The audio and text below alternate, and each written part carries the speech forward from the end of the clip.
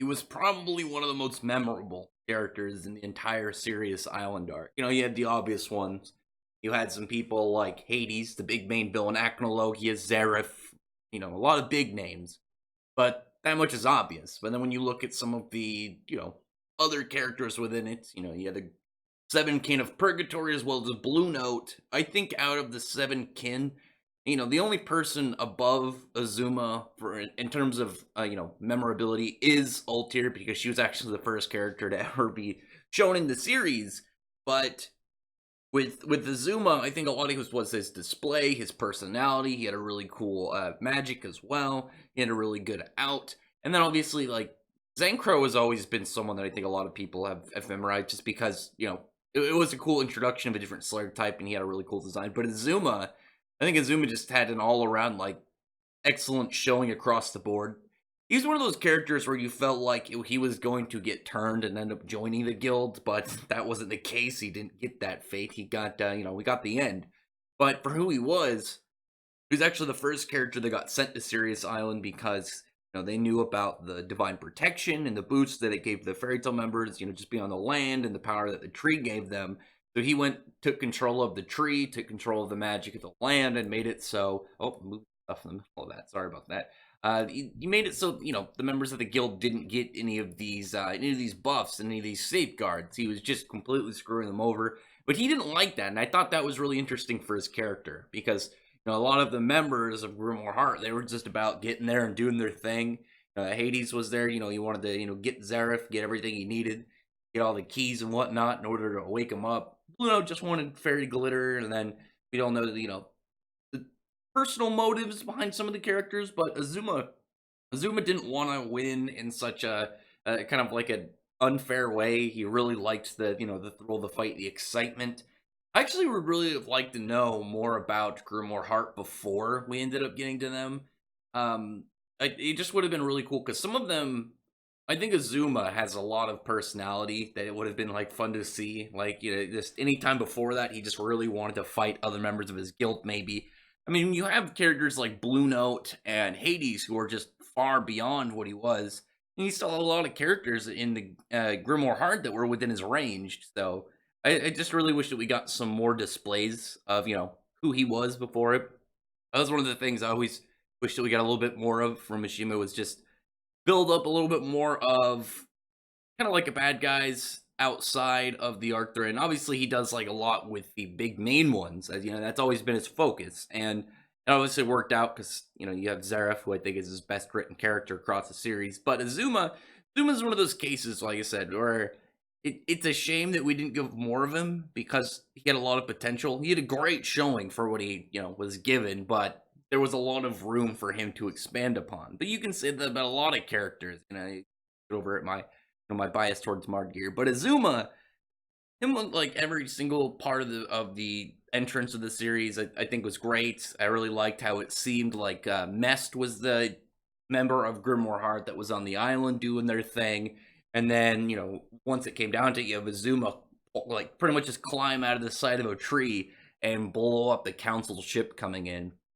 And then just some of the moves he dropped in, like his tower burst. He had these cool plant moves, and then the confusion of like how is he using like fire and explosions. He's using the chemicals within the fruits pretty much to cause explosions, which again was really cool.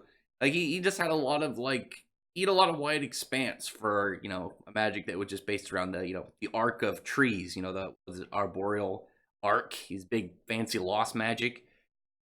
It was a shame for him to go, but he went out happy. He went out enjoying himself. And I mean, literally, when Urza cuts him down, he's smiling. He was very pleased to have that full-out exhilarating fight, and even the surprise of him getting that turned against him in the end. Because unlike the other characters, like I said, some of them had their just straight in the guild doing their doing their mission goals and objectives. You had personal ones like Hades or Blue Note. Azuma just wanted to get in there and have a good, honorable, fun fight. Well, mostly honorable. He was a little bit of a jerk to Mira Jane. He wanted to force her to fight by putting a time bomb on Lisana. But for the most part, what he preferred was he just wanted to get that exhilaration. He wanted to get that thrill of the battle.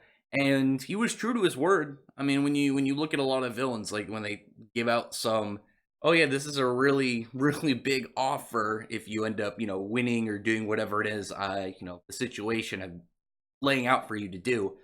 Usually they lie, but here's with like Urza when he's like, yeah, if you beat me, I'll undo the effects of the of altering the tree and the magic going to the guild members of Fairy Talent.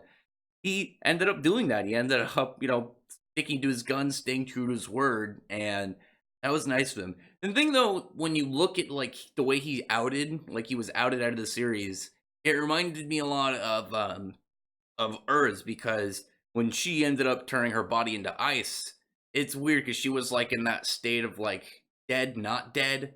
And with Azuma, he was kind of like that as well. But we know he had to be dead for Nineheart's Historia of the Dead to really work on him.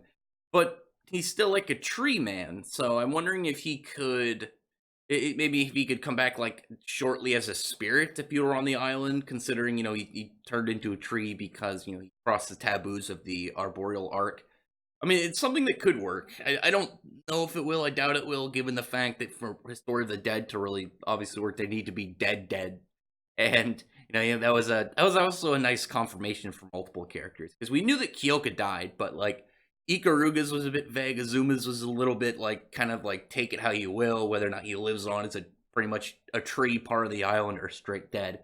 I know, I thought it would have been really neat if, at some point they go to the island and his spirit is just there and he explained, like if you had like a next gen or just anything that took place well into the future and you had some characters show up on the island and he's like, oh, like imagine the spirit of Azuma comes out and characters are trying to talk to him like, oh yeah, you must be some ancient member of the guild. And he's like, no, I was actually here to destroy the guild. And he explained the whole kind of like story of Grimoire Heart and Fairy Tail, and how his defeat has made him want to pretty much become like maybe like an extra guardian of the island. I mean, they're going to need it with Mavis being fully dead and all, but again, doubt, because his Story of the Dead, it's not impossible, but I doubt it. Zuma though, I mean, there's a lot of characters that we could see coming up in Heroes, because anybody who's dead doesn't really matter because it's like an Elseworlds, its own canon. So you could have dead characters in the main story show up and really present themselves to, some form of fun crossover shenanigans. So, but with Azuma, again, I thought he had a great, like, complete and total depiction in the arc itself. He really added a lot of variety to Grimoire Heart, because when you had some characters, you had like Kane Hikaru, who was much more silly. You had Zenkro, who was just like a straight, like, vicious Blood Knight type character. You had Ultir, who was, mischievous, very cunning. She was very intelligent, kind of like, always laying out a scheme of how she was going to go about things. Azuma was just this very, very straightforward, honorable man. He the whole thing with Mira Jane Lizana, you could kind of like, count that a little bit against that honor, but I mean, he was willing to honor his rude and villainous if people ended up fulfilling the kind of like proposition that he presented to them. Again, Azuma, if only you were alive today and you could be hanging out, like, could you imagine if he was alive and like you don't see him for a long time? We knew he was alive. He's just one of those characters who it's like, yeah, we know you exist somewhere, but we don't know. And then we see him like right now in 100 Years Quest, and he's hanging out. Like they go to Drasil and they go to do stuff with Alderaan, and then it's like they run into Azuma, and he's just like, oh, shit, what are you guys doing here? Yeah, this is a big tree dragon. I found him and I wanted to live on him. I do tree stuff. But or like he became like a wood dragon slayer. I don't know. That would have been cool if like he became some form of guardian for Alderaan. I don't know. Would have been neat. Potential that I guess it would have only really worked if he lived and it was planned like hundreds of chapters prior, long before like the idea of the 100 Years Quest continuation to exist. Again, that's way after thoughting, but it would have been fun. Maybe actually, what would be really cool? What if a character ended up being some form of wood dragon slayer? You got some character that kind of looked like it, or Alderaan, maybe actually the better one. What if Alderaan's human form has some similarities of Azuma, and there's like the explanation that maybe Azuma is from some bloodline or family or clan that somehow branched off of Alderaan. Like, yeah, they used to live here, and then at one point they wanted to go out and do whatever, whatever. Or maybe, they all died out, and Azuma was one of them, and he left and, ended up joining Grimoire. You do something like that, that'd be really interesting. It would kind of give you some, a little bit of world building on top of it. Give a little bit of cred to his character long after the dead fact, but also just be like, it'd be really funny if it, like, for Urza, just be like, yeah, about that guy. But anyway, drop a comment below what you thought about this character. One thing that I'm very happy about, and it's not important, but it is funny, is I always thought Azuma's hair design, that weird kind of like crisscross design, the way that Hiroshima like detailed it, I always was weirded out that he didn't use, I can't say weirded out, I always thought it was strange that he didn't use that for more characters, because I thought it was just a really cool looking way to like color. He had this weird crisscross kind of checkered pattern, and for the longest time he didn't, but now we got Drac and Joe and Eden Zero using that same kind of like, not the same hair like design, but that same kind of like detailing to it, which I really like. Other than that, like I said, comment below, tell me what you thought about his character, and again, would you like to find out some information about this guy, like even now in the series, like somehow like his family relating to Alderaan? I would like that. I think that'd be really neat.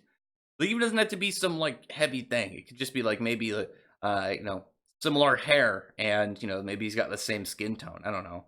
Other than that, thumbs up the video, turn the like button and the subscribe button, and check out my other videos. For that, I appreciate everyone who's already subscribed, and I thank you all for listening.